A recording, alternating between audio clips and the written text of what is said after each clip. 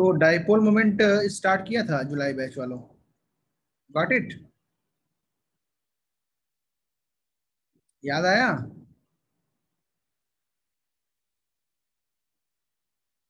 Mu equal to Q cross D करके formula आया था।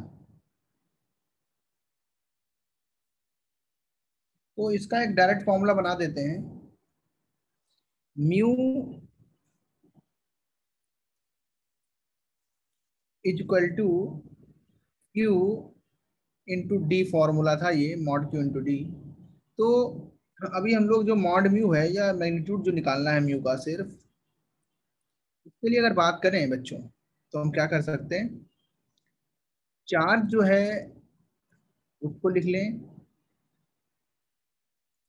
और जो डिस्टेंस है उसको लिख लें।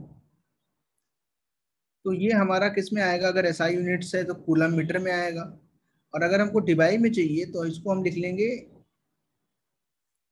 इलेक्ट्रॉन का जो चार्ज होता है उसके टर्म्स में, ई के टर्म्स में, है ना?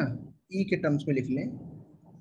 और जो डी है इसको लिख लें हम एंगस्ट्रॉम के टर्म्स में। तो यहाँ पे अगर हम 4.8 के फैक्टर से मल्टीप्लाई करें तो डायरेक्ट जो आंसर आएगा वो डिबाई में आएगा। किस में आएगा? डिबाई में।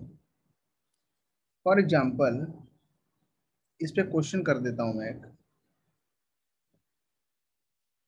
इस पे क्या करते हैं, क्वेश्चन हम लोग कर लेते हैं।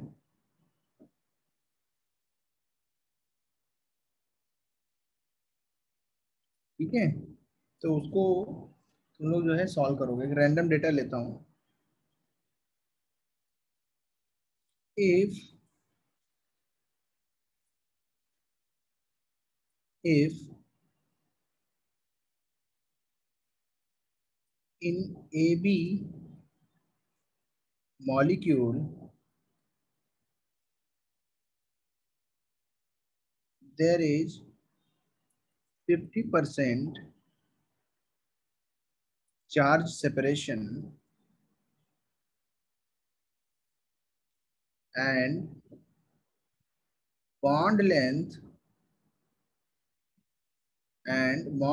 of AB bond, ये भी मैंने दिया हुआ है। AB bond is 1.5 angstrom. ठीक है, देन फाइंड म्यू। कैसे सॉल्व करोगे बताओ?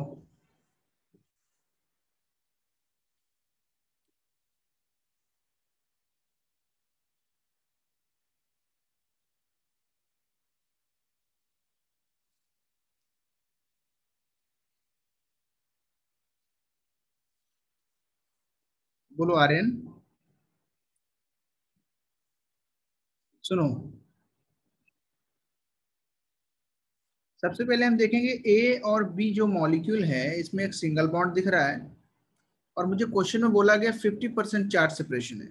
मतलब यहाँ पे 0.5 ही का चार्ज आएगा अगर ए की इलेक्ट्रोनेगेटिविटी मान लेता हूं मैं क्या है, कम है, और बी की इलेक्ट्रोनेगेटिविटी ज्यादा है। तो ये क्वेश्चन में दिया भी हो सकता है, ये तुम खुद से भी मान सकते हो, नो प्रॉब्लम। किसी एक की तो ज्यादा और कम होगी। तो electronegativity of A is greater than electronegativity of, sorry यहाँ पे लेस का निशान लगेगा क्योंकि प्लस लिया है, बी। इलेक्ट्रोनेगेटिविटी ऑफ ए की इलेक्ट्रोनेगेटिविटी कम है इसलिए उस पर पॉजिटिव चार्ज आ रहा है, और बी की ज्यादा है इस पर माइनस चार्ज आ रहा है।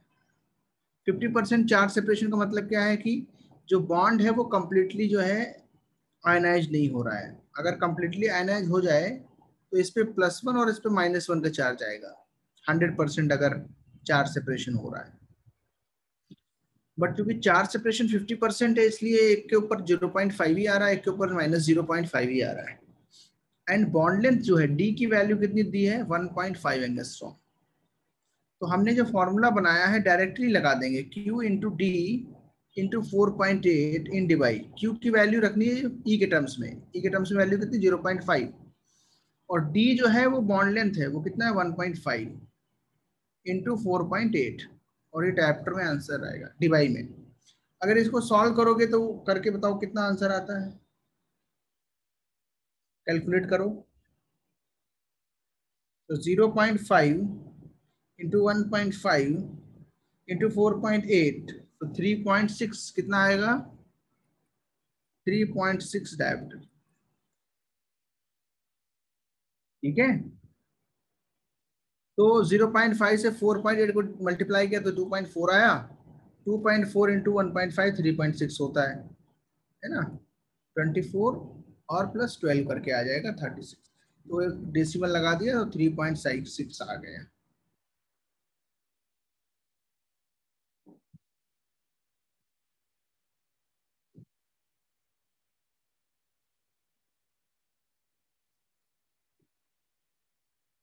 बोलो कोई डाउट।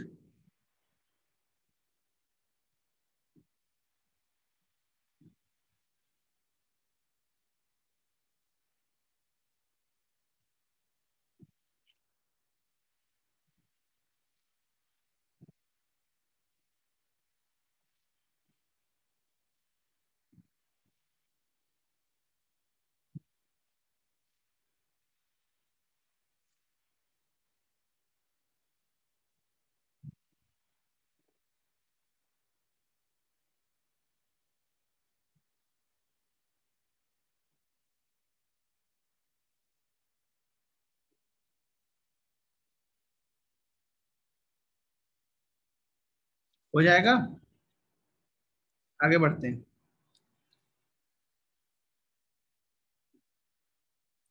तो ये जो कॉन्सेप्ट है वेरी इंपॉर्टेंट कॉन्सेप्ट है, म्यू को फाइंड करना अगर हमको कैलकुलेट करके निकालना है। अब हम लोग आएंगे कंपेरेटिव जो वैल्यूज हैं, क्वालिटेटिव एक्सप्लेनेशन क्या इसका होगा।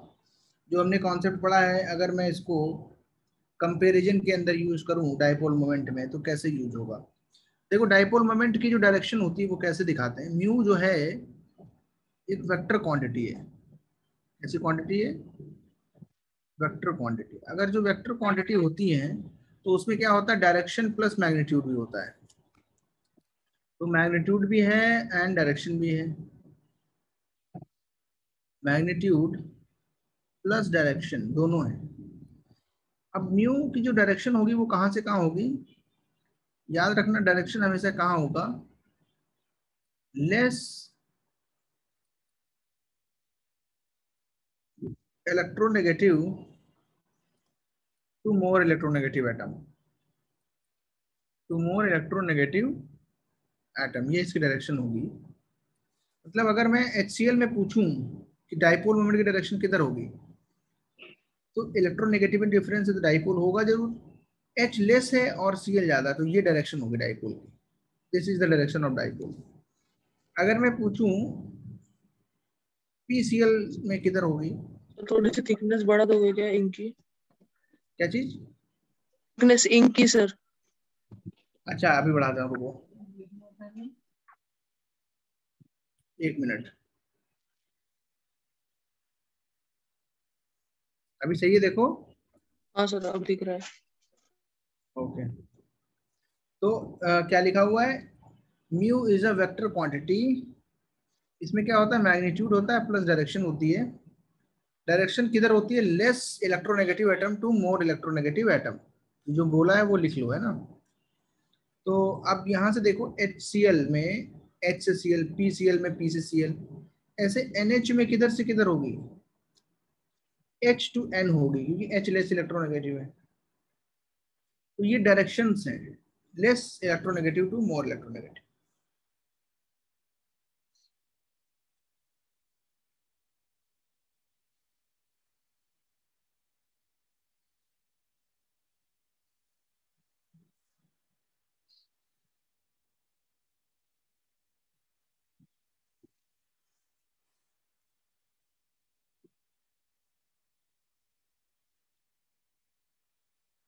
अच्छा ब्राइट कलर्स, चलो ब्राइट कलर यूज कर लेता हूँ आज।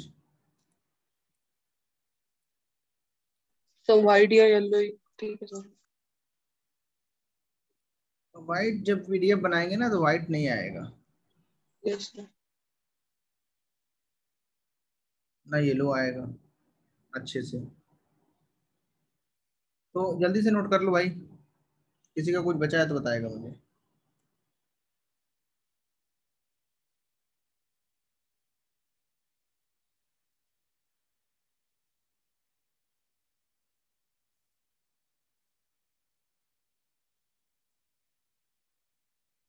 पिंक, हाँ पिंक सही है, उसको यूज कर सकते हैं। देखो, डाइपोल मोमेंट की बातें हो गई, अब कंपेयर करना है डाइपोल मोमेंट। तो लिखेंगे comparing dipole moment of different covalent compounds, different covalent compounds.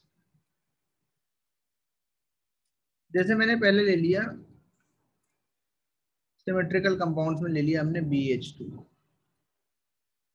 बताओ BH2 कैसा होता है, लीनियर कि नहीं होता? सबको पता है। तो Be और H में H ज्यादा इलेक्ट्रोनेगेटिव है, क्योंकि बेरिलियम जो है वो क्या है, मेटल है। मेटल जो है होते हैं कैसे, लेस इलेक्ट्रोनेगेटिव। तो ये डायरेक्शन इधर है, तो अगर एक पॉइंट पे दो वेक्टर लगे हों, फिजिक्स में जो वेक्टर पड़ा है उसका यूज है, तो दोनों कैंसिल आउट होंगे, म्यू कितना आएगा इनका, 0। अपोजिट डायरेक्शन में, अपोजिट डायरेक्शन में है तो क्या हो जाएंगे, कैंसिल आउट। ऐसे ही अगर दूसरा एग्जांपल ले लेता हूँ BH3, तो इसका हाइब्रिडेशन क्या आएगा, sp2, और इसका शेप कैसा आएगा, ट्राइगोनल प्लेनर। फिर से वही बात, सिमेट्रिकल स्ट्रक्चर आ जाएगा लाइक दिस, और एंगल कितना आएगा, 120 डिग्री। फिर से बोरॉन और हाइड्रोजन में जो है इलेक्ट्रोनेगेटिविटी देखेंगे, तो हाइड्रोजन की थोड़ी ज्यादा है, और ओवरऑल कैंसिल हो जाएंगे, म्यू 0 हो जाएगा। म्यू क्या हो जाएगा, 0।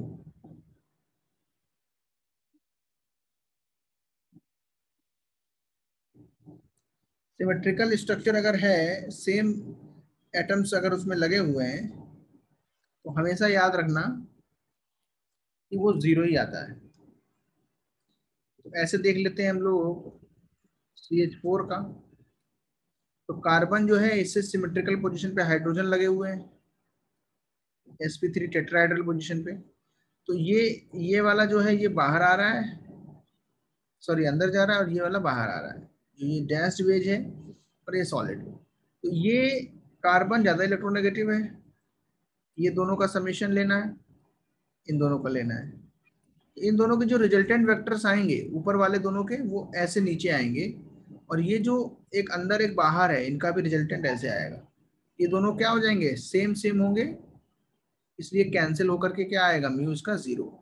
तो हम देख रहे हैं जब भी स्ट्रक्चर सिमेट्रिकल है, कैसा है, 3 डायमेंशनली सिमेट्रिकल है, हर एक डायरेक्शन से एक जैसा दिखता है, तो उसका म्यू 0 आता है।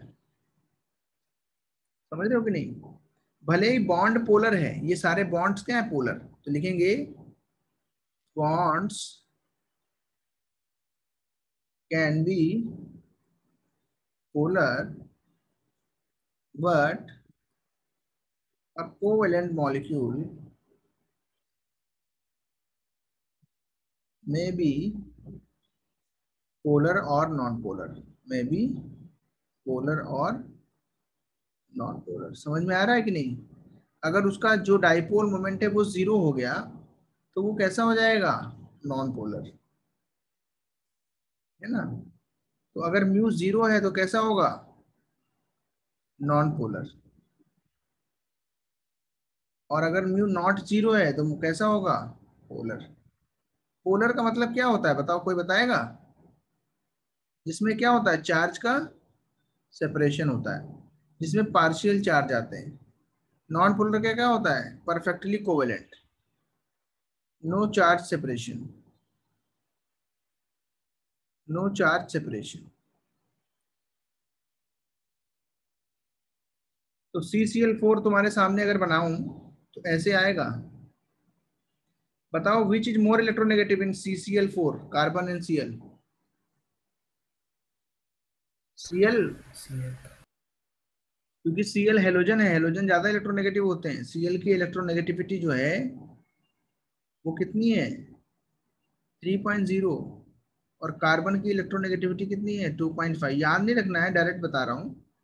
जो कार्बन है वो इतना अच्छा नॉन मेटल नहीं जितना कि क्लोरीन है। Halogens are more electronegative. ये भी सिमेट्रिकल है तो क्या हो जाएगा? कैंसल, म्यू जीरो आएगा। Any doubt?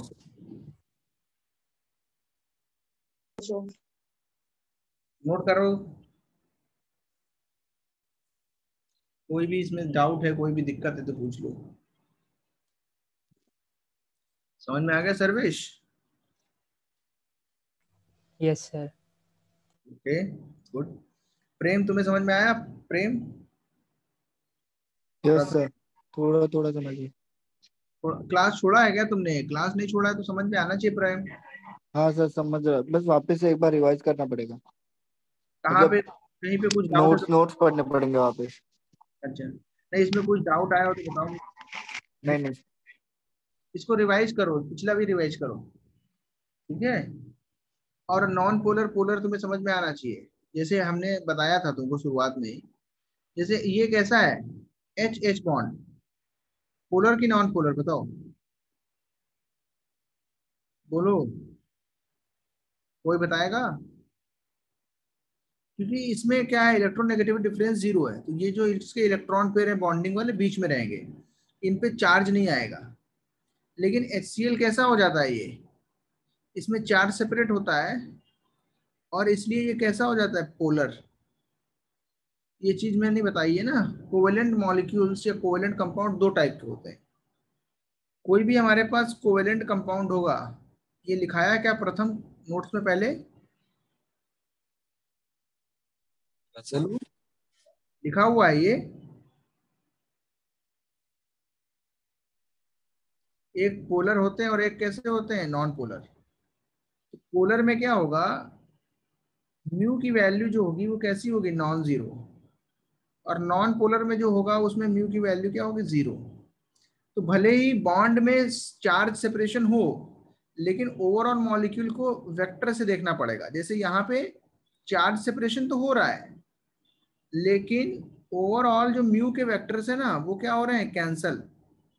इसलिए परफेक्टली ये जो है म्यू की वैल्यू जीरो आई। इसलिए CCl4 कैसा है? एक नॉन पोलर मॉलिक्यूल। कैसा है? बोलो, नॉन पोलर। जब तक कि पूरा मॉलिक्यूल का म्यू जीरो के बराबर है तब तक वो नॉन पोलर रहेगा। मतलब उसको जब हम इलेक्ट्रिक फील्ड में रखेंगे तो वो डिफ्लेक्ट नहीं होगा। इलेक्ट्रिक फील्ड में कौन डिफ्लेक्ट होता है? जिसके पास कोई पर्टिकुलर चार्ज होता है। क्योंकि CCl4 का जो चार्जेस है वो एक एक डायरेक्शन में सिमेट्रिकली अरेंज्ड है, तो हर तरफ उस पर फोर्स बराबर लगेगा और वो डाइपोल मोमेंट का बिहेव नहीं करेगा क्योंकि उसका म्यू जीरो है। लेकिन HCl को अगर हमने रखा इलेक्ट्रिक फील्ड में, मान लो हमने इलेक्ट्रिक फील्ड लगाई ऐसे, इधर पॉजिटिव प्लेट लगाई, इधर नेगेटिव, ठीक है, ऐसे लगाई हुई है, और यहाँ पे मैंने क्या रख दिया? HCl को ऐसे। तो HCl पे क्या आएगा? डेल प्लस, इस पे क्या आएगा? Del minus. तो डेल प्लस को ये इधर खींचेगा और इसको ये इधर। थोड़ी देर बाद HCl ऐसा घूम जाएगा, H प्लस जो है वो नेगेटिव प्लेट की साइड चला जाएगा और माइनस प्लेट की साइड में H प्लस चला जाएगा। तो इसमें क्या हो रहा है? रोटेशन हो रहा है। ये क्या कर रहा है? रोटेट कर रहा है। तो इसको बोलते हैं डाइपोल मोमेंट, जो इसका निकालते हैं mu equal to Q into D. Moment का जो रिलेशन है वो रोटेशन से है। जिससे जब कुछ में टॉर्क लगता है या रोटेशन होता है तो हम लोग उसकी बात करते हैं किसकी? मोमेंट की। तो यहाँ पे जो फिजिक्स केमिस्ट्री का जो मैचिंग हो रहा है, मिलन हो रहा है, वो तुम्हें 12th में फिजिक्स में पढ़ाया जाएगा जब हम इलेक्ट्रोस्टैटिक्स पढ़ेंगे। तो ये डाइपोल मोमेंट वहां पे आएगा, इलेक्ट्रिक फील्ड में हम डाइपोल रखते हैं तो कैसे उसके अंदर म्यू का वैल्यू निकाला जाता है।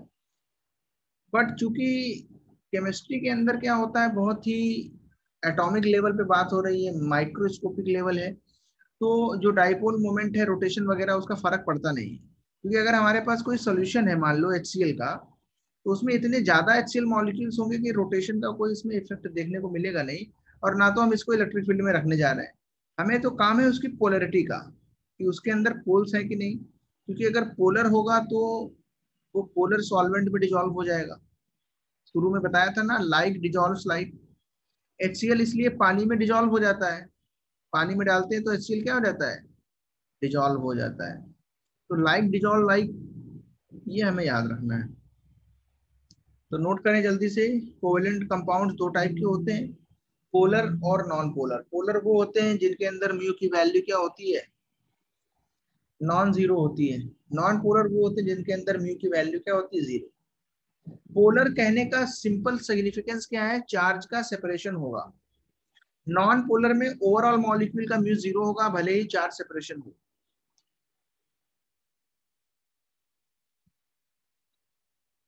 तो हमने देखा है कि CCl4 या CH4 ये सब नॉन पोलर है।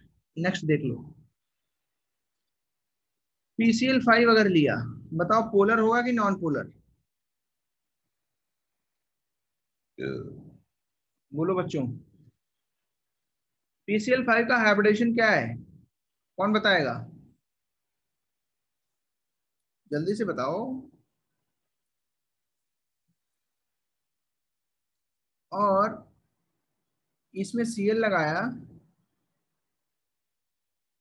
बाहर की तरफ Cl लगाया। अब देखें ये 120 डिग्री है, सिमेट्रिकल हो गए, और ये वाला कैंसिल हो गया। इसके डाइपोल्स ये सारे भी कैंसिल, तो सिमेट्रिकल स्ट्रक्चर ये भी है, सिमेट्रिकली अरेंज्ड है Cl, इसलिए इसका म्यू भी कितना आएगा, zero. sp3d, very good Pranav. बोलो कोई डाउट, कोई दिक्कत।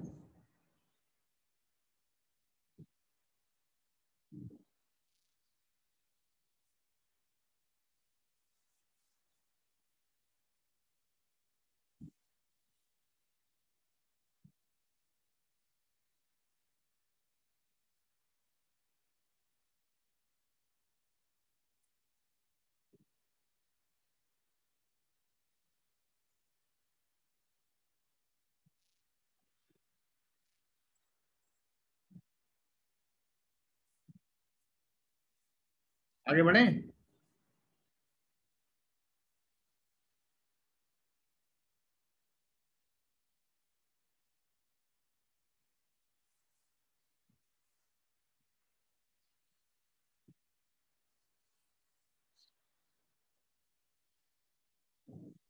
Yes sir. हाँ बोलो बोलो, कोई डाउट है। No sir.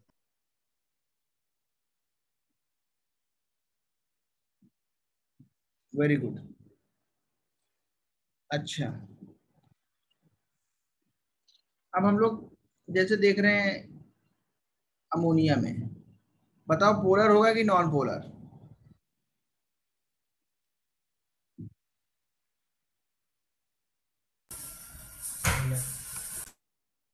बोलो बोलो। पोलर होगा। तो ये सही है या ये वाला सही। देखिए अमोनिया जब लोन पेयर आ जाए, लोन पेयर का भी डायरेक्शन होता है, इसका भी डाइपोल होता है। In case of lone pair direction क्या होगा, in case of lone pair direction of dipole is from nitrogen, sorry, from atom to lone pair, from atom to lone pair, atom से lone pair की तरफ। ऐसा क्यों है बताओ? Atom जो है नाइट्रोजन, इसका न्यूक्लियस यहाँ होगा, न्यूक्लियस में क्या होता है? पॉजिटिव चार्ज, और इलेक्ट्रॉन पूरे क्या है? नेगेटिव। तो यहाँ पॉजिटिव से नेगेटिव की डायरेक्शन ही तो हो रही है, जैसे ऊपर होती थी। HCl में भी क्या देते थे? Less to high, plus to minus, ऐसे इसमें। तो हमेशा लोन पेयर की तरफ डायरेक्शन रहेगा। अच्छा बताओ, नाइट्रोजन हाइड्रोजन में भी नाइट्रोजन ज्यादा है, तो ये सारे ऐड हो जाएंगे और इसका डाइपोल ऊपर की तरफ चला जाएगा। ये कैंसल नहीं हुआ, इसलिए नाइट्रोजन, अमोनिया जो है इसको बोलते हैं ammonia, NH3 is a polar compound. कैसा कंपाउंड? पोलर, नॉन पोलर नहीं है। कैसा है ये? पोलर है। नोट करो जल्दी से।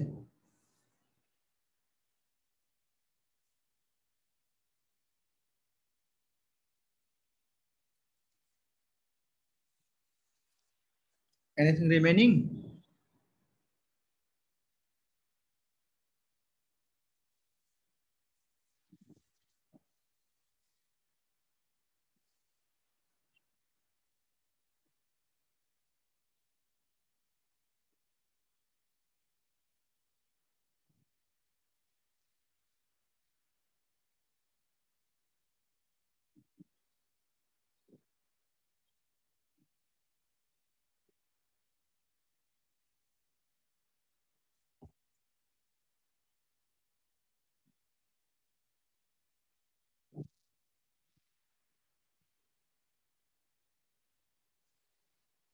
आगे बढ़ जाएं।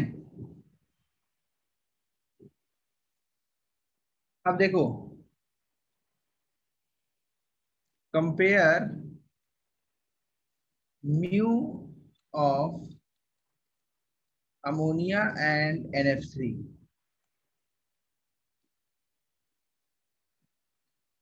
किसका म्यू ज्यादा होगा?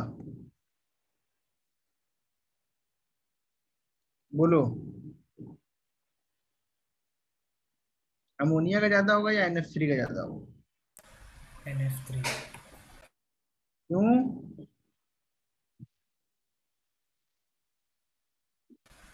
F इलेक्ट्रोनेगेटिविटी ज़्यादा है। ज्यादा तो है, लेकिन पूरे मॉलिक्यूल का बताना है ना। डायरेक्शन देखो इसमें अपोजिट हो गई। अगर अपोजिट डायरेक्शन हो गई तो इसमें तो समेशन हो रहा है, इसमें क्या हो रहा है? सब्सट्रैक्शन। एक वेक्टर ये, एक वेक्टर ये, दोनों अलग अलग हैं। फाइनली थोड़ा सा नीचे बचता है। इसमें तो ऐड हो गए ना, एक वेक्टर ये ऊपर का, एक वेक्टर नीचे का, दोनों को ऐड किया, फाइनल ऐसे आया। रिजल्टेंट कैसा आया? तो यहाँ पे जो म्यू की वैल्यू है, अगर ये 1 है और ये म्यू 2 है, तो मैग्नीट्यूड म्यू 1 का इज ग्रेटर देन म्यू 2। आया समझ में? वेक्टर समेशन लेना है, vector summation.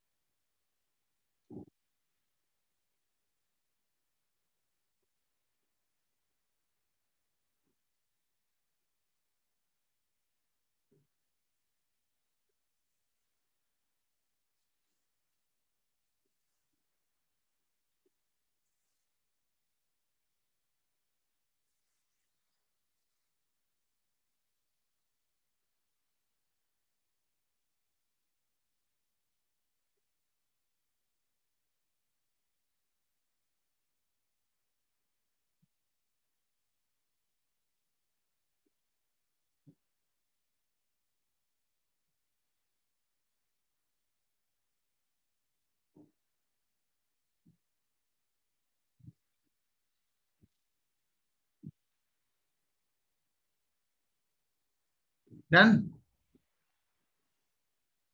Yes sir. Okay, काफी इंपॉर्टेंट है। ठीक है मिताली, ये याद रखना। आगे चलते हैं। अब अगर पूछा जाए अमोनिया और पीएच3 में, तो कैसे बताओगे?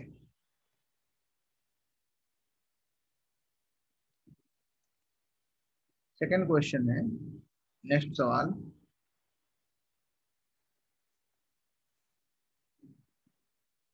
बोलो किसका डाइपोल ज्यादा हो?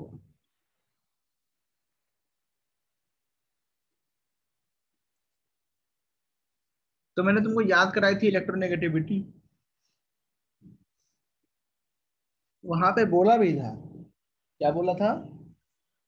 कि जो फास्फोरस और हाइड्रोजन है, इनकी इलेक्ट्रोनेगेटिविटी ऑलमोस्ट सेम है। तो यहाँ तो देखो ये वेक्टर है, ये वेक्टर, ये वेक्टर, ये वेक्टर, समेशन करके बड़ा हो गया। बट यहाँ पे जो वेक्टर है वो है ही नहीं, सिर्फ इतना ही है, क्योंकि इनकी इलेक्ट्रोनेगेटिविटी क्या है? Almost same.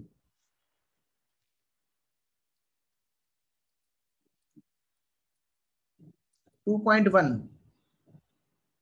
तो इसमें पोलैरिटी आती नहीं है, बहुत कम आती है पोलैरिटी। तो इसको हम इग्नोर करें अगर, तो यहाँ देखेंगे तो ऊपर वाले में सिर्फ है, इसलिए अमोनिया जो है वो ज्यादा पोलर है।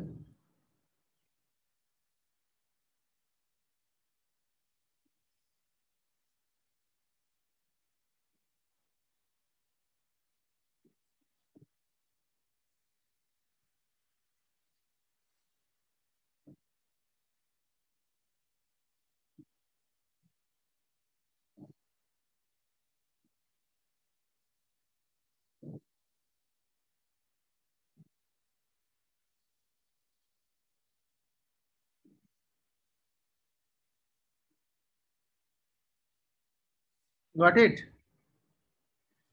अच्छा आप बताओ, H2O H2S में विच इज मोर पोलर? ये आसान है।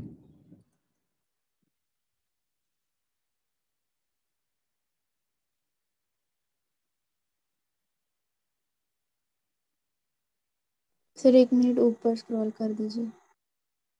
Okay.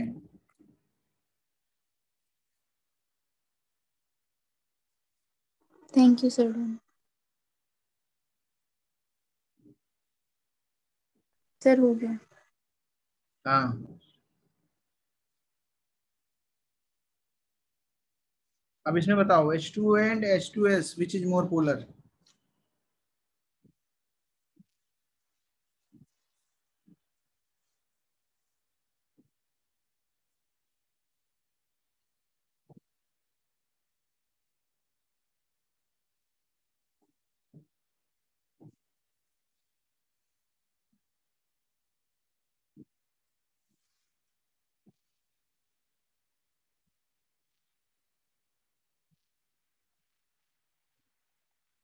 H2O is more polar, very good. इन्होंने आंसर दिया है, सर्वेश ने। ओके, देखो यहाँ देखो, लोन पेयर है, लोन पेयर है, हाइड्रोजन है, हाइड्रोजन है, सल्फर है, लोन पेयर है, लोन पेयर है, हाइड्रोजन है, हाइड्रोजन है। तो इसके तो आपस में ऊपर की तरफ है, इसमें यहाँ पे मोर इलेक्ट्रोनेगेटिव है, तो ये वेक्टर्स बड़े बड़े हैं, है ना। यहाँ पे ये वेक्टर थोड़े कम है, because sulphur is less electronegative.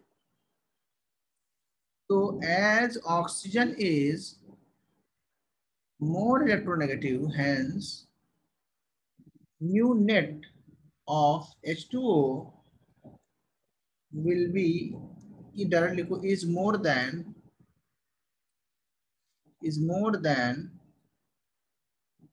mu net of H2S। Means हमें पता चल गया कौन पोलर ज्यादा हुआ, H2O is more polar।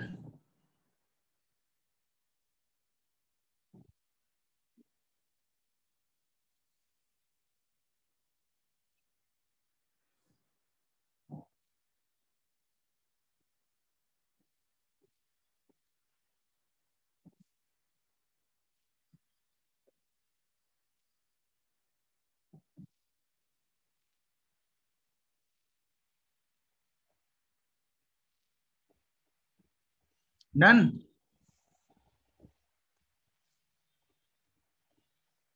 अब देखो, वेरी इंपॉर्टेंट,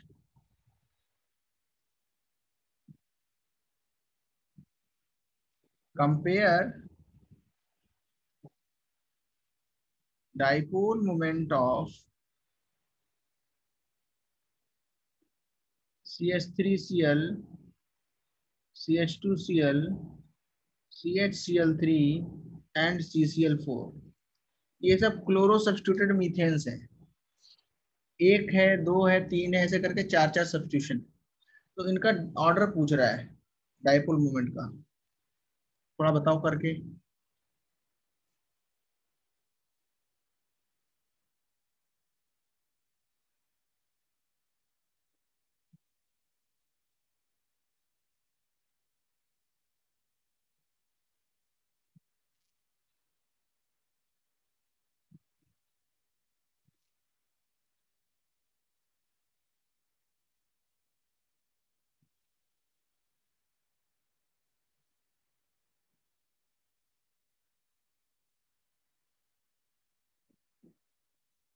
तो इसमें ट्रिक याद रखना है, ये स्पेशल केस है, इसमें ट्रिक याद रखना है, जिसमें कम एच है वो ज्यादा डाइपोल रखता है।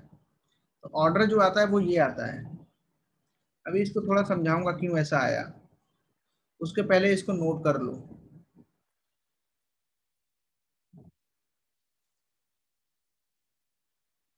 जिसमें उल्टा लिख दिया, ये यहाँ जिसमें कम Cl है उसका डाइपोल मोमेंट ज्यादा है, ऐसे। तो देखो Cl इधर बढ़ रहे हैं और डाइपोल घट रहा है। यहाँ एक Cl, यहाँ दो Cl, यहाँ तीन Cl, यहाँ चार Cl। तो जैसे जैसे हम क्या करेंगे, Cl के नंबर बढ़ाएंगे, वैसे वैसे डाइपोल इसका घटेगा मीथेन के केस में। CCl4 का डाइपोल CH4 के बराबर है, दोनों का 0 है। इसका जो डाइपोल है, म्यू की वैल्यू लिख रहा हूँ, इसका डाइपोल है, डेटा मेरे पास रखा था, मैं तुमको बता रहा हूँ 1.93। इसका वाले का डाइपोल मोमेंट आता है 1.55। इसके वाले का डाइपोल है 1.02 और इन दोनों का डाइपोल है 0 0 0 इसका 0 इसका। ये नोट करें। अब थोड़ा सा इसको समझें कैसे हुआ, पहले एक बार नोट कर लो, फिर तुमको थोड़ा मैं समझाता हूँ कि ऐसे कम कैसे हो रहा है।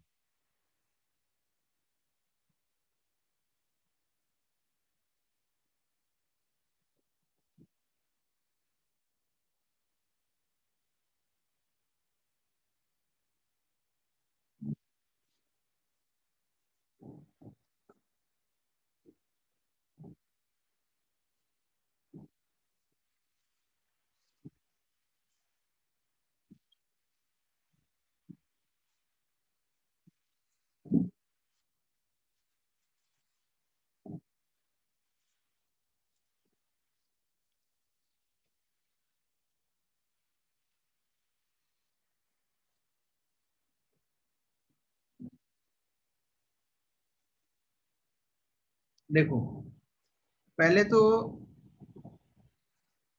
एक Cl लगा के देखो,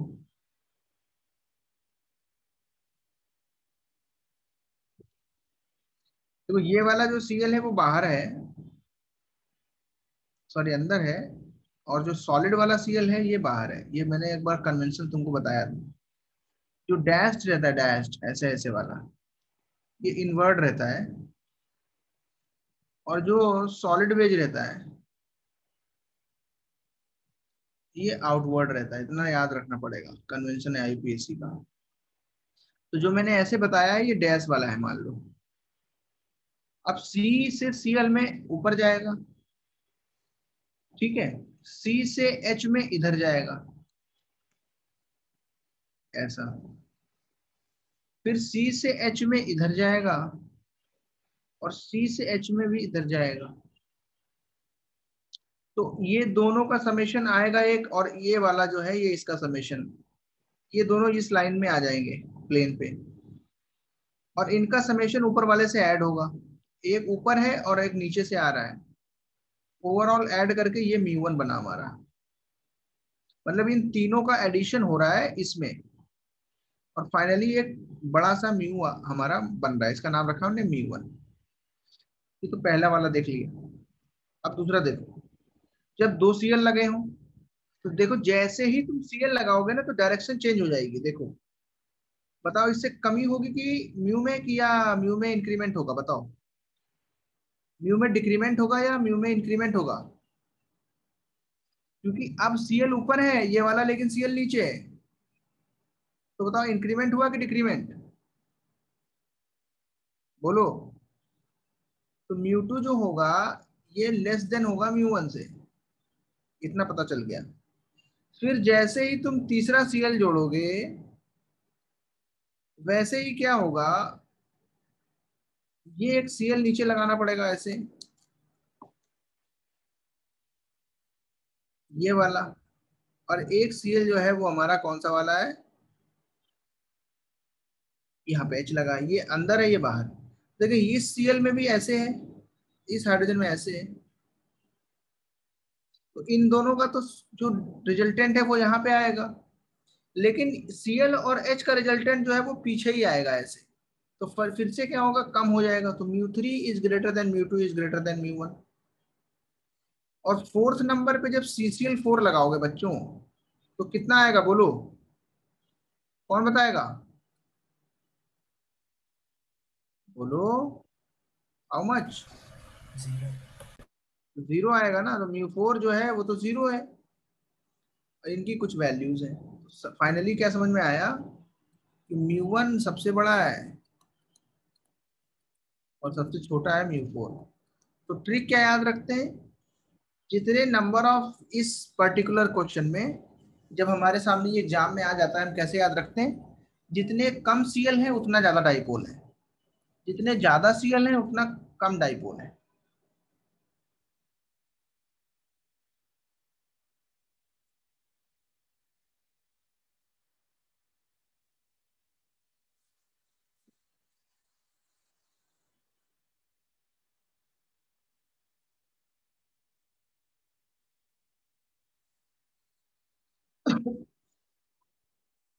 सॉरी, तो हो गया हो तो बताएं।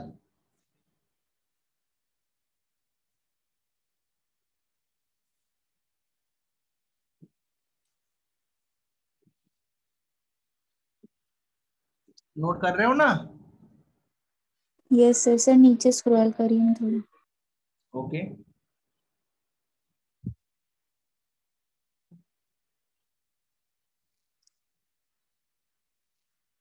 यहाँ से यस सर।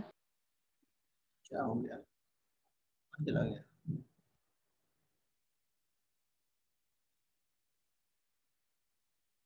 हाँ ये है, नोट करो। जैसे जैसे स्लाइड होते जाए बताओ, नीचे कर दूंगा।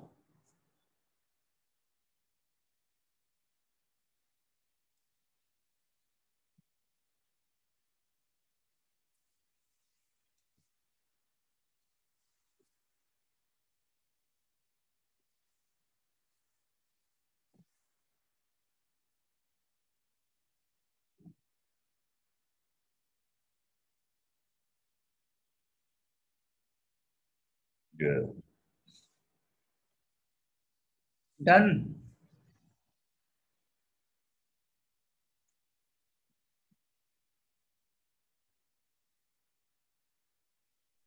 Yes, हाँ sir. लिखो जल्दी से। चलो थोड़ा छोटा करता हूँ फिर बड़ा कर देता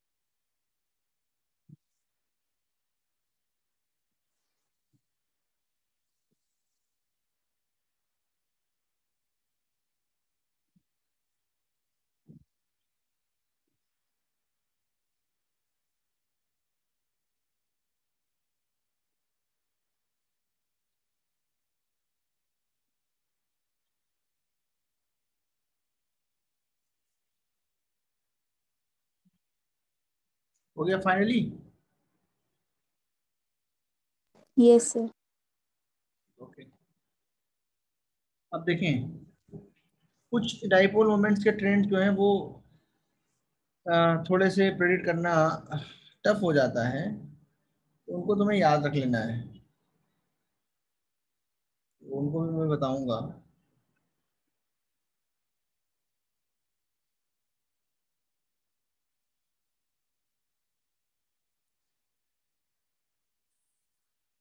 जैसे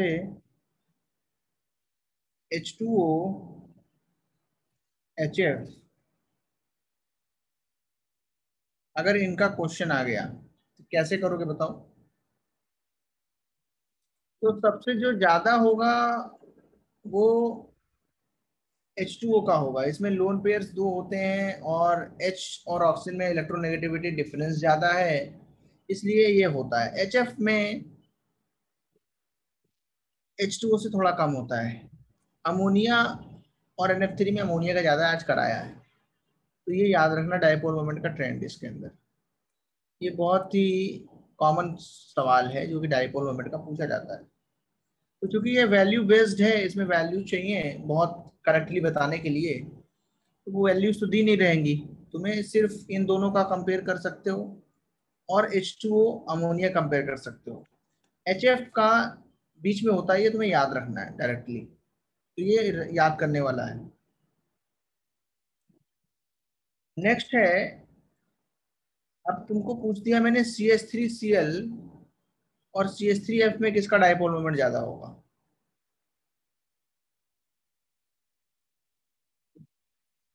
देखो हर जगह तुम देखते होगे कि जो इलेक्ट्रोनेगेटिविटी है वो डोमिनेट कर रही है, बट फॉर्मूले में क्या है, mu equal to Q into D. तो कभी कभी डी भी डोमिनेट कर जाता है जहाँ पे क्यू में डिफरेंस ज्यादा नहीं है। क्यू किसको प्रेडिक्ट करता है?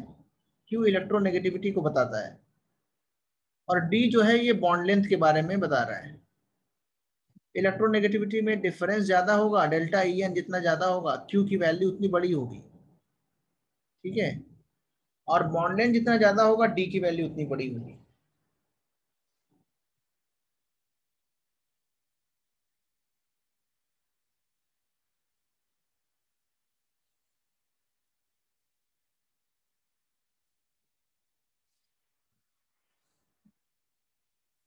बोलो भाई, किसका ज्यादा होगा? तो अगर देखो तो ऐसे एच लगे हुए हैं और इसमें भी एच लगे हुए हैं, तो ये बॉन्ड लेंथ छोटी है, ये बड़ी है, इसको डी माना, इसको डी डैश माना। चार्ज सेपरेशन यहाँ पे जाहिर सी बात है थोड़ा कम है, यहाँ पे चार्ज सेपरेशन ज्यादा है। मतलब अगर इसमें Q है और इसमें Q डैश है, तो Q जो है वो छोटा है Q डैश से, सही बात है, लेकिन जो D है वो बड़ा है D डैश से, ये भी सही बात है। अब प्रैक्टिकली इसमें से जो डोमिनेट करेगा वही ज्यादा वैल्यू रखेगा, तो जो म्यू की वैल्यू आएगी, इसके लिए म्यू मान लिया, इसके लिए म्यू डैश मान लिया, तो म्यू क्या आएगा Q इंटू डी, और म्यू डैश क्या आएगा, इनका दोनों का मुकाबला हो रहा है, म्यू डैश क्या होगा Q इंटू डी डैश, इनका मैच चल रहा है।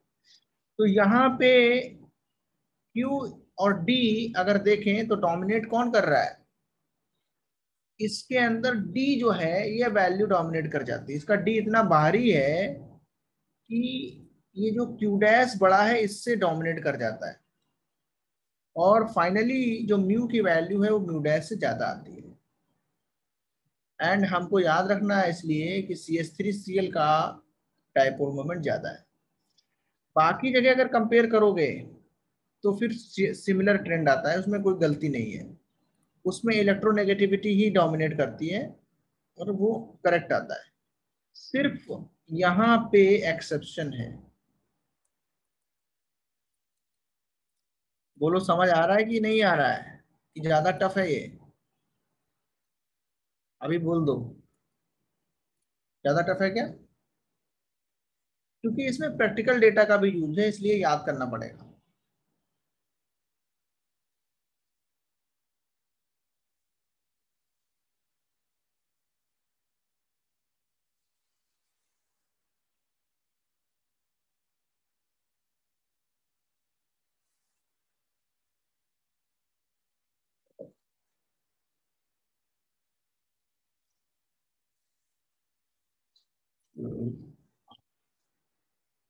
डन।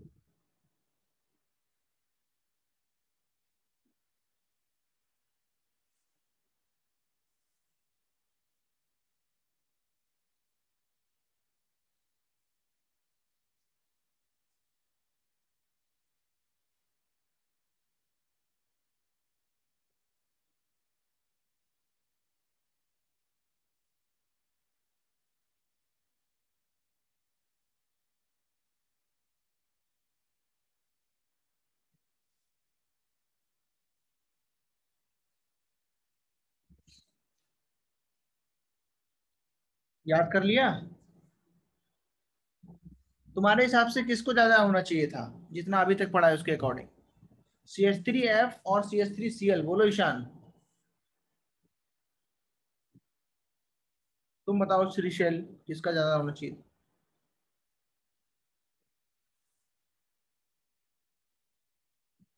क्या कौन सा लग रहा था आंसर होना चाहिए भाई जो फॉर्मूला CH3F। पढ़ा? CH3F ना? Yes sir. यार प्रथम, तो अभी हमने सोचा था कि भाई CH3F होगा, लेकिन निकला CH3Cl, क्योंकि उसमें बॉन्ड लेंथ जो है वो डोमिनेट करती है। समीक्षा, यस प्रणव, तुमने भी CH3F सोचा था, करेक्ट। तो डाइपोल मोमेंट Q जो है वो ज्यादातर डोमिनेट कर जाता है। तो ये बात मैंने पहली क्लास में ही बता दी थी, डाइपोल मोमेंट लास्ट क्लास में, बट कुछ जगहों पे याद करना पड़ेगा बच्चों फिर, क्योंकि केमिस्ट्री में वैल्यू बेस्ड चीजें भी हैं बहुत सारी।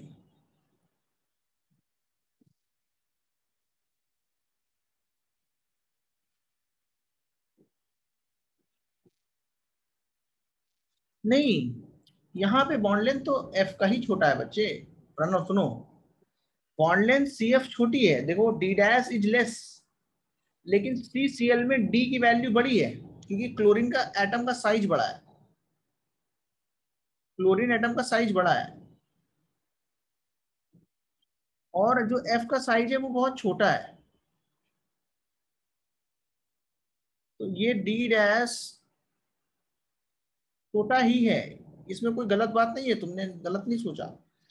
लेकिन डोमिनेट कर रहा है यहाँ पे क्या? D he. Distance is dominating, charge is not dominating here. यहाँ डोमिनेट कौन कर रहा है? D।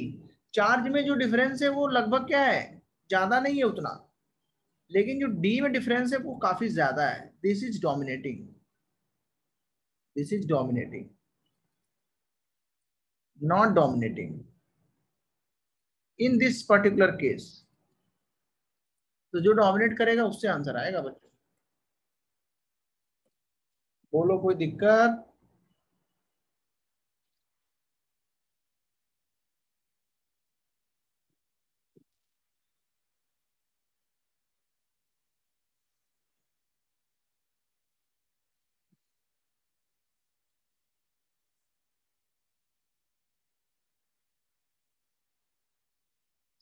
नेक्स्ट है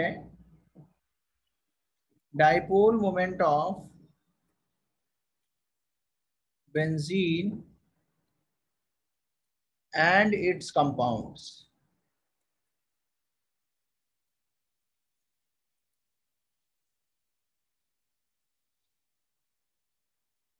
तो बेंजीन कितने लोग को पता है क्या होता है बेंजीन?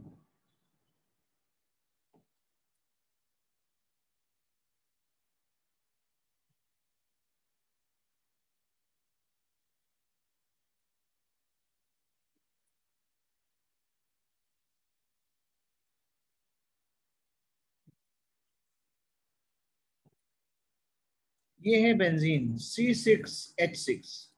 ये जितने भी कॉर्नर्स हैं सारे कार्बन एटम्स हैं, इनको शो नहीं करते हैं। नॉमेनक्लेचर पढ़ लिया है क्या? Yes sir. तो फिर तो पता ही है, कोई दिक्कत नहीं।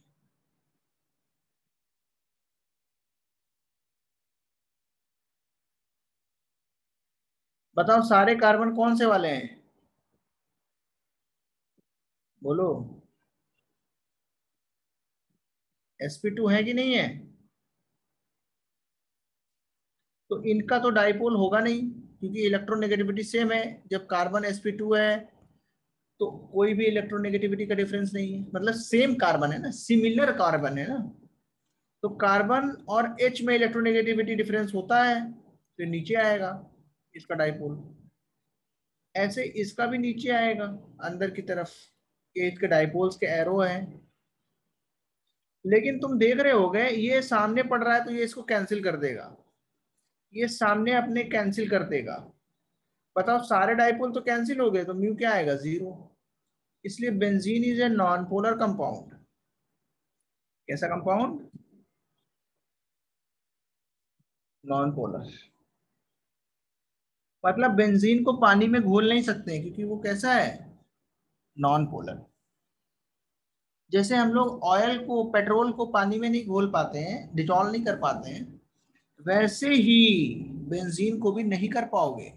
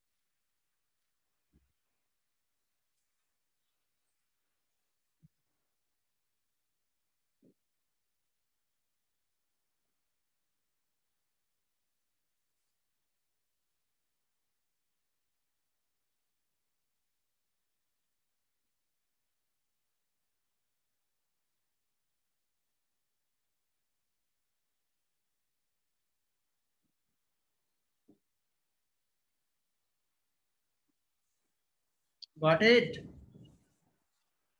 No doubt. Now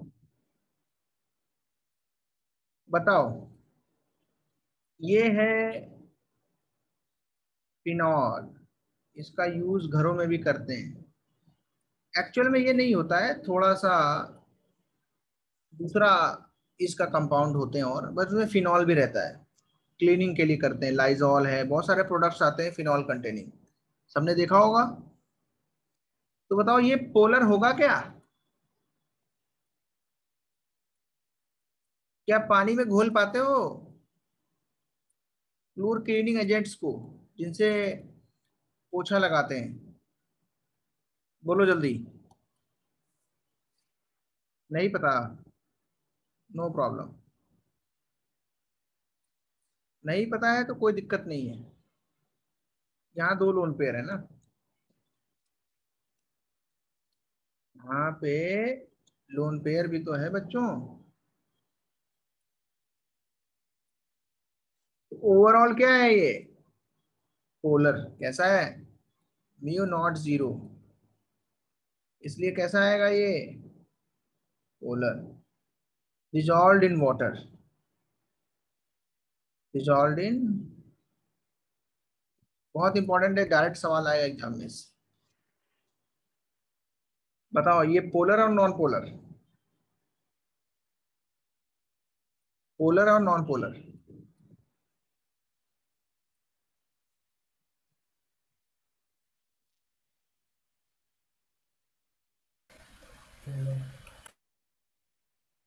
sir polar. ये गलत और ये सही। कैसा आएगा ये, इसका नाम क्या है, बोलो, फ्लोरोबेंजीन।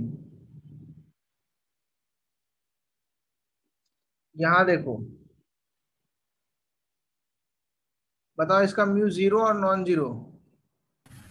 0। अब देखो ये इसमें एच हटा के लगाया है और फिर भी ये अपोजिट हो गया तो कैंसिल। इसका नाम क्या है, कोई बताएगा, बोलो। यूपीएससी तो पढ़ा है तुमने, आर्थो मेटा पैरा पता है सबको, कितने लोग को पता है आर्थो मेटा पैरा। एक बार फिर से बता देता हूँ, अगर कहीं पे कोई भी सब्स्टिट्यूटेड बेंजीन हमारे पास है, ग्रुप लगा हुआ है, कोई सब्स्टिट्यूएंट लगा है, तो इसकी जस्ट बगल की पोजीशन होती है ऑर्थो पोजीशन। Got it? एक छोड़ के दूसरी पोजीशन जो होती है इनको बोलते हैं मेटा पोजीशन, अपोजिट वाली को बोलते हैं पैरा पोजीशन। तो कभी यहाँ पे कुछ लगा होगा तो बोलेंगे कि ये ऑर्थो है, यहाँ होगा तो उसका नाम मेटा से, यहाँ होगा तो पैरा। जैसे यहाँ लगा था पैरा पे क्लोरो, तो दो क्लोरो हो गए, नाम आएगा पैरा डाइक्लोरोबेंजीन।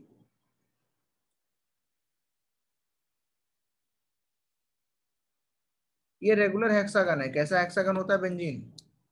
बोलो। रेगुलर और नॉन रेगुलर? रेगुलर। बोलो बोलो बोलो। ये बेंजीन रिंग में रेजोनेंस होता है, तो डॉटेड भी दिखा सकते हो, सॉलिड भी दिखा सकते हो, नॉट अ प्रॉब्लम। बताओ बच्चों, ये एंगल कितना आएगा? How much? बोलो। 60 डिग्री। कितना आएगा? कैसे पता है? देखो, रेगुलर हेक्सागन है ना, तो 6 साइड्स बनाई हैं, तो ये वाला जो एंगल है वो देख रहे होगे ऐसे आ रहा है, या इसको पहले ऐसे लंबा कर दो। चलो पूरा ही बना के दिखा देता हूँ तुम लोग को, नहीं ऐसे मानोगे।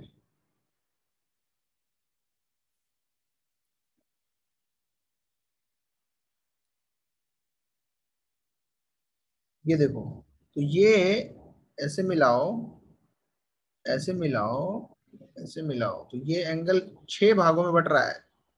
60 डिग्री, 60 डिग्री, 60 डिग्री। कितना डिग्री है ना? सारी साइड्स क्या है? सेम है, तो सबके सामने का एंगल भी यहाँ पे क्या आ रहा है? सेम। और बहुत तरीके से निकाल सकते हो। ये वाले एंगल भी 60 आते हैं, ये वाले एंगल भी 60 आते हैं, ये एंगल पूरा 120 आता है ना? ये सारा कुछ पता है तुम्हें। अब देखो, ये 60 डिग्री पे अगर दो डाइपोल लगे हैं, और इसको मैंने अगर म्यू दिया था नाम, अगर इसकी वैल्यू हमने दे दी थी म्यू, तो यहाँ पे म्यू इधर लगा है और म्यू इधर लगा है, तो दो म्यू 60 डिग्री पे है, तो बताओ रिजल्टेंट कितना आएगा? बोलो। म्यू नेट का फॉर्मूला ये याद है? फिजिक्स में पढ़ाया गया था। नहीं याद है? कितने लोग को रिमेंबर है? हैंड रेज करो। रिजल्टेंट वेक्टर का फॉर्मूला जल्दी से करो। cos 60 की वैल्यू कितनी है? cos 60 की वैल्यू कितनी? हाफ।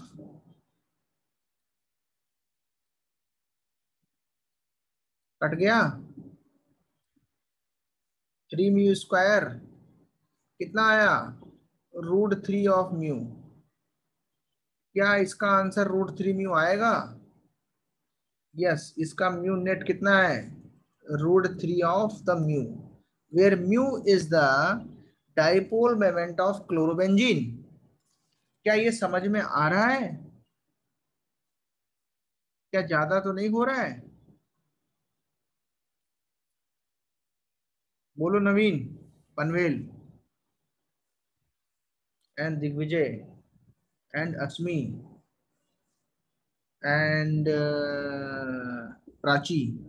सीवुड्स, आज सीवुड्स आया था, मैं कोई आया नहीं, तुम लोग नहीं आए। जिसको भी रहा डाउट तो आ सकता है पूछने के लिए कि सर मुझे ये सब नहीं आता है, तो वो बताया जाएगा। नाउ कोई प्रॉब्लम? No sir. ये तो फॉर्मूला वही वाला है ना, रिजल्टेंट वेक्टर का। R square is equal to R1 square plus R2 square plus 2R1 R2 cos theta, जो क्लास 9 10th में याद किया जाता है, या शायद 10th में आता है, कहीं पे तो आता है। 11th में ही पढ़ा है क्या पहली बार आर वाला? Yes sir. अच्छा, 11th में आता है। हाँ, तो उसको याद रखो। ये फॉर्मूला जरूरी है यहाँ पे याद करना, उसको याद कर लो, उसको उसके अंदर पुट कर दो। अब देखें अगर थोड़ी सी लोकेशन चेंज करी जाए, मेटा डाइक्लोरोबेंजीन लिया जाए, मेटा पोजीशन पे क्या लगा है, दूसरा वाला क्लोरो, मेटा डाइक्लोरोबेंजीन, मतलब क्लोरोबेंजीन था हमारे पास, आराम से रखा हुआ था, लेकिन क्या किया, उसके मेटा पोजीशन पे लगा दिया Cl। तो अब क्या होगा, एंगल निकालना पड़ेगा, कितना एंगल आएगा कौन बताएगा, ये वाला बोलो, कितना एंगल आएगा ये, 120 डिग्री। ऊपर देख लो चाहे, नहीं समझ में आ रहा है अगर, ये यहाँ मेटा पे लगा है, मेटा पे, तो यहां से यहां तक का एंगल कितना है, 60 + 60 120। यस प्रथम, वेरी गुड, 120।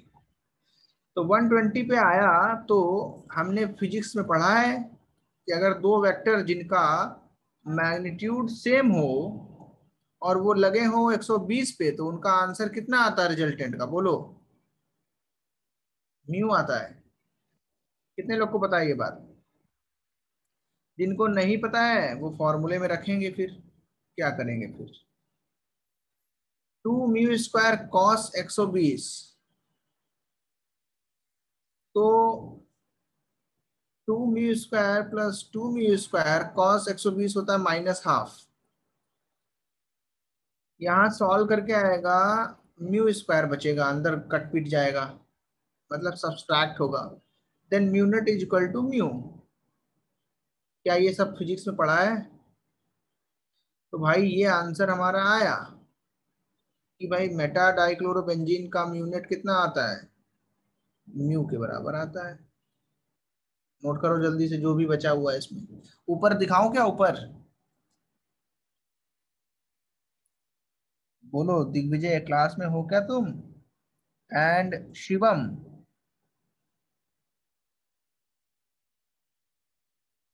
बोलो शिवम, सत्यव्रता, सत्यव्रता बोलो, तुम बोलो, एनी डाउट सत्यव्रता, देखो, हाँ क्लास में स्पंदन, कोई डाउट, स्पंदन समझ में आ रहा है, मेटा डाइक्लोरो स्पंदन, ये समझ आना चाहिए। अम्मार, अम्मार तुम नए बच्चे हो क्या, यस सर।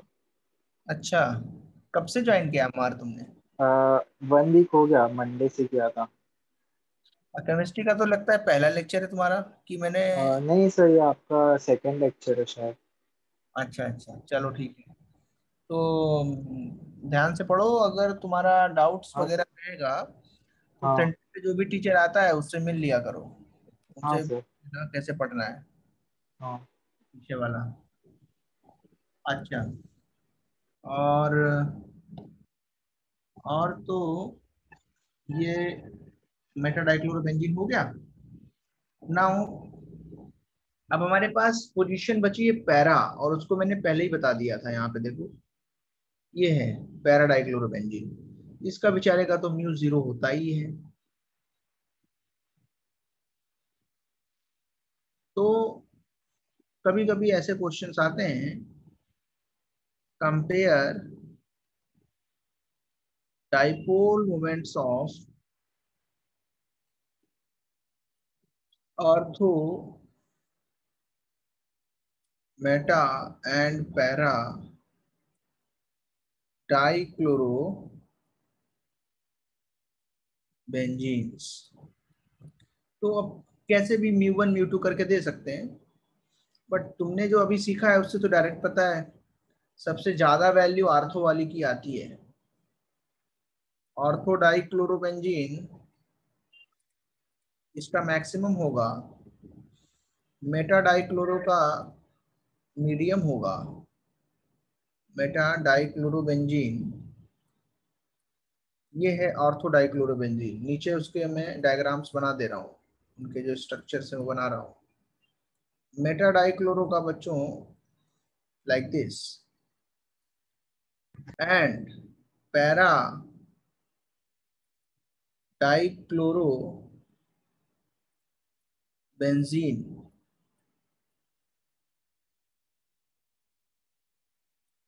इसका ऐसा। तो पेन वाले बच्चे तो लगता है ऑफलाइन हो गए हैं, ऐसा है क्या?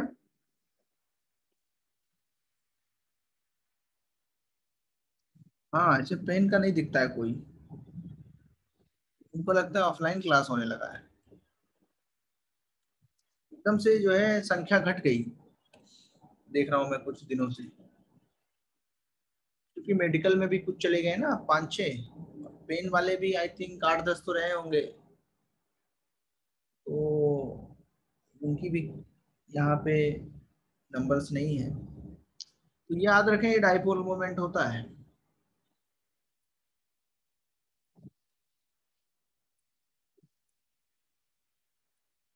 तो अच्छा खासा मैंने कवर कर दिया तुम्हारे लिए डाइपोल मोमेंट, इसमें होनी नहीं चाहिए अभी कोई दिक्कत, ठीक है।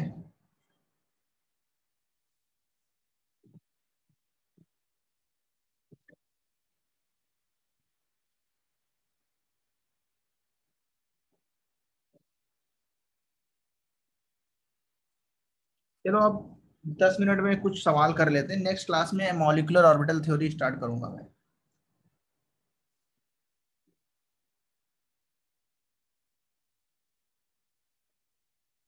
तो लिख रहा हूँ, which of the following contains polar and non polar bonds. VSEPR करा दिया ना, VSEPR के बिना कहाँ एंगल बता पाओगे, एंगल वगैरह जो बताया है, जो हाइब्रिडाइजेशन पढ़ाया ना उसमें ही VSEPR भी करा दिया मैंने, लोन पेयर रिपल्सन। हाँ हाँ, PDF चाहिए, PDF मिल जाएगा। Which of the following contains polar and non-polar bonds? Option number 1, H2O2. Option number 2, carbon tetrahydride, that is methane, hydrogen cyanide. And the fourth option is ammonium chloride. So, इसके अंदर polar भी है, non polar भी है।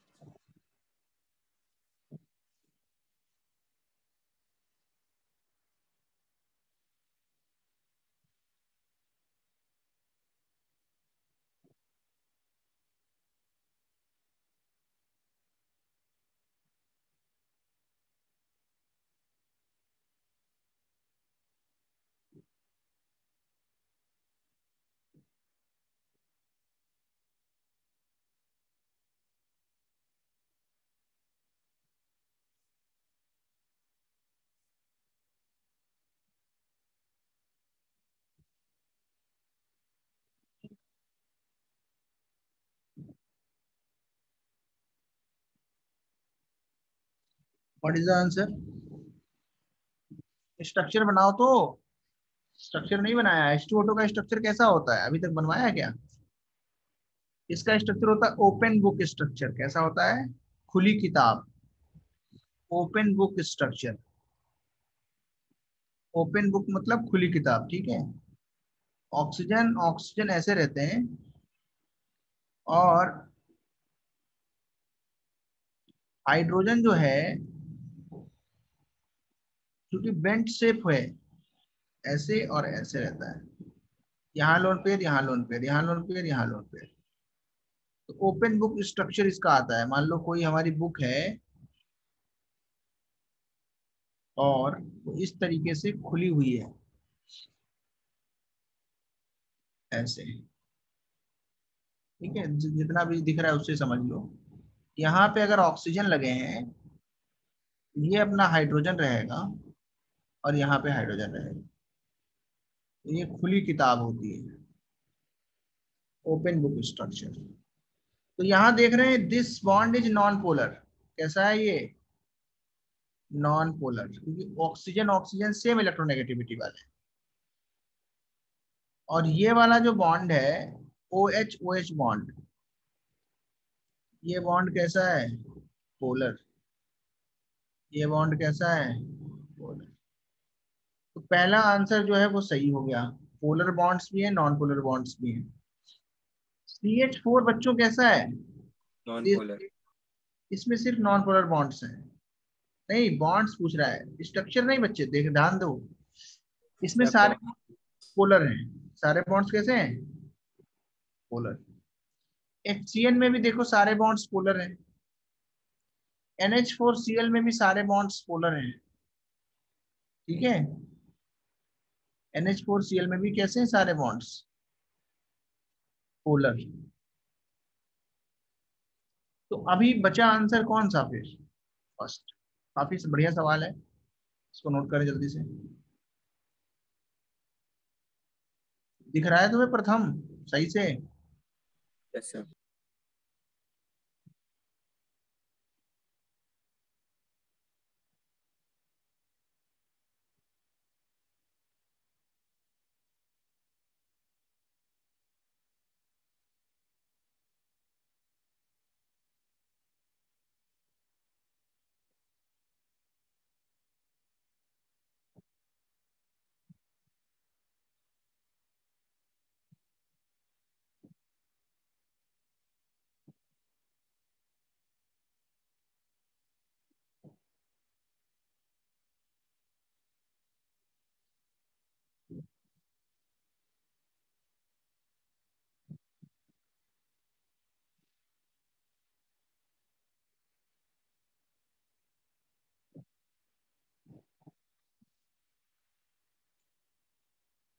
हो गया?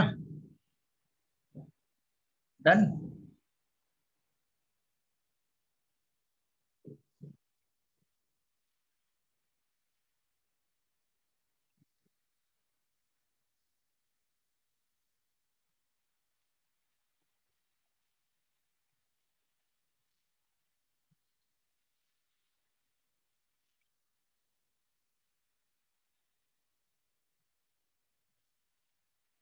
अच्छा, homework दिया था, किसी ने सबमिट किया अभी तक? आज फिर से मिल जाएगा। एक सवाल मेरे सामने और आ गया है।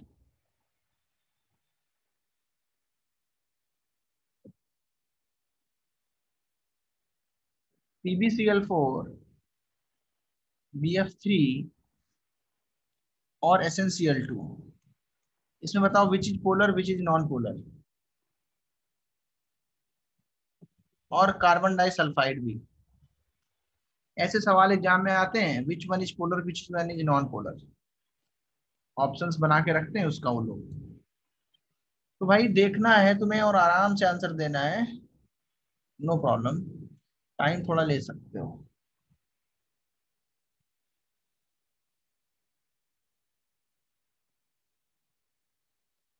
तो हाइब्रिडाइजेशन से करना है। जो लेड है ये हाइब्रिडाइज्ड होगा sp3, तो ऐसे आएगा, डाइपोल होगा 0। कार्बन फैमिली का है, लेड इज कार्बन फैमिली। इसकी वैलेंसी कितनी है? बोलो। 4। 4 आउटर इलेक्ट्रॉन है, चारों ने बॉन्डिंग कर ली, तो इसके पास लोन पेयर बचे 0, sp3 में जाएगा। BF3 भी अच्छा ऐसे ही रहेगा। SnCl2 अच्छा ऐसे ही रहेगा। कार्बन डाइसल्फाइड अच्छा ऐसे ही रहेगा। बताओ विच one is polar which one is not. अब तो तुम्हारे सामने हमने फिगर बना दिया है, अभी भी नहीं बता पाओगे तो कब बता पाओगे? बोलो।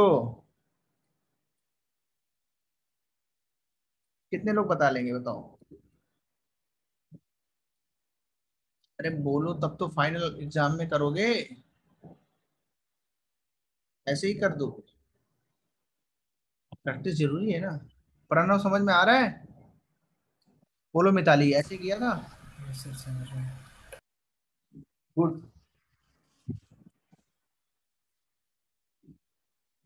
मिश्रा, साक्षी, साक्षी तुम्हें समझ में आ गया? Yes sir. गुड। एंड देखो, ये जो सवाल था इसमें मल्टीपल करेक्ट में भी आ सकता है, ये है ना। तो अगर पूछता विच वन इज पोलर तो आंसर हो जाता एसेंशियल टू, बट इन्होंने पूछा which one is non polar, PbCl4, yes non polar correct Pratham. समझ में आया कैसे?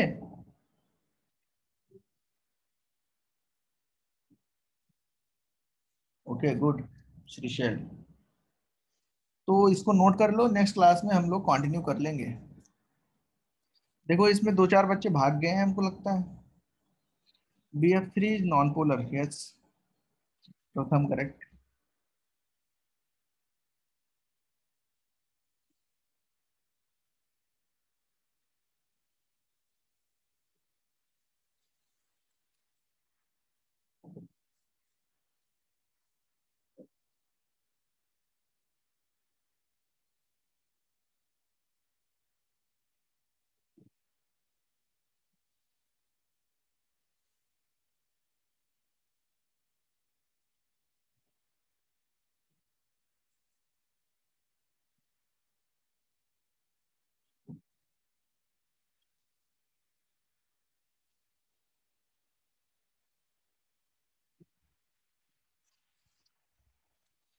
डन, चलो bye bye. Bye Aryan, bye everyone.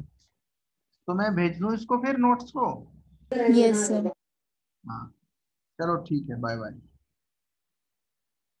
Homework करो, जो होमवर्क दूंगा उसको भी करना है ना। चलो bye।